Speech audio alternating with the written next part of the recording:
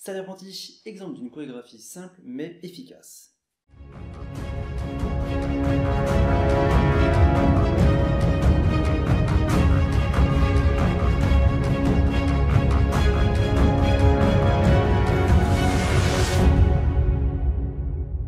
Avant de passer aux vidéos de construction d'une chorégraphie de combat pas à pas, je vais d'abord te montrer une dernière vidéo, en fait un exemple d'une chorégraphie de combat qui bien sûr a une histoire mais aussi qui est assez simple et très efficace. Donc c'est une team bien sûr qui fait d'autres vidéos de ce type là, je t'invite vivement à la regarder. Alors la team c'est, je prends l'exemple parce que c'est un peu dur à retenir je trouve, Riven X3i.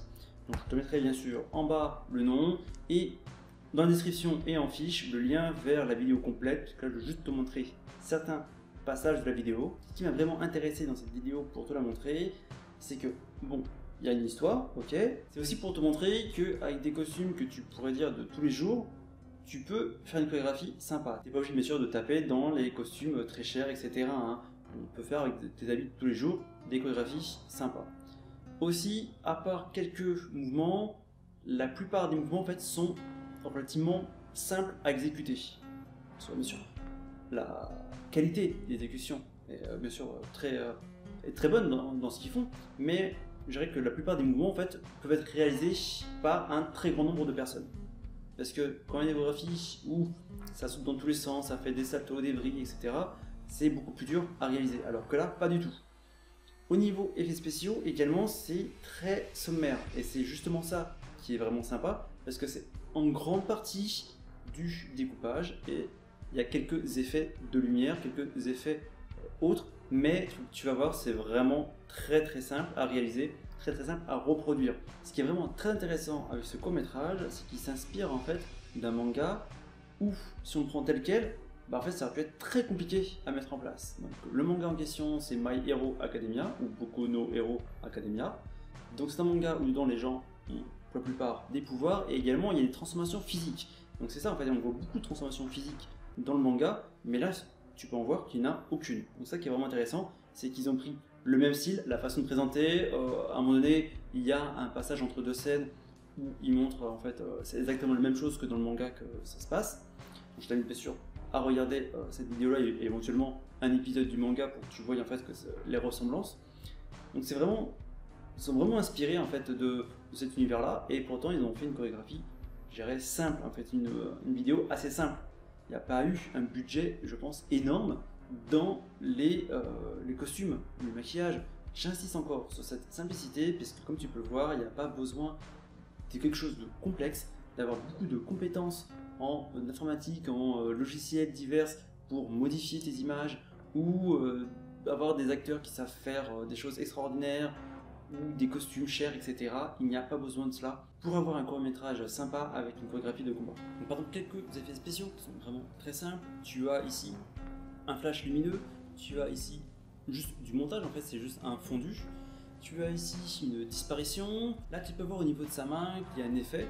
C'est un peu le seul effet un peu qui serait plus dur à réaliser, mais le reste c'est que du montage. À la fois tu vois qu'ils ont été très pros sur leur montage et la réalisation sur place en fait des mouvements.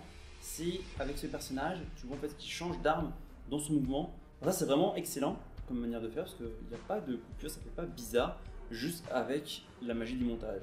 Parce qu'il suffit juste de faire un cut au bon moment, avec deux armes différentes, en fait, tu fais la même rotation, le même mouvement, et au bout d'un moment tu peux arriver à bien caler les images pour que tu aies en fait un mouvement continu et il y a en fait un changement d'arme. Des fois ça peut être un changement d'angle de vue, mais qui fait que en un instant, avec le mouvement, etc., on pense que l'arme s'est complètement métamorphosée sous nos yeux, alors qu'en fait non, il a juste amorcé le mouvement avec une arme, puis il a recommencé le mouvement avec une autre arme pour pouvoir finir complètement son mouvement.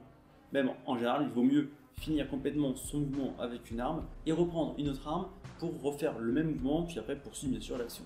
Dernier point, c'est pour le décor. Je ne sais pas si c'est un vrai décor ou si c'est un écran vert.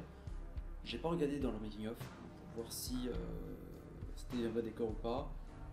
Après, il me semble pas non plus très difficile à trouver ce genre de décor ou avoir un décor relativement équivalent ou sympa derrière.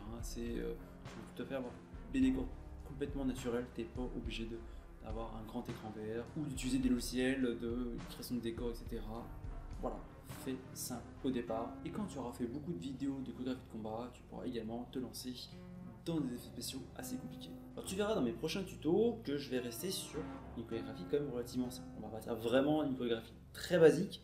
Après, on va donner des éléments en plus, mais je vais pas te montrer des vrilles, etc. parce que je ne sais pas les réaliser. Je sais théoriquement les faire, mais en pratique, j'y arrive pas. C'est un peu la différence toujours entre théorie et pratique. Après, je vais être assez limité en termes d'effets spéciaux.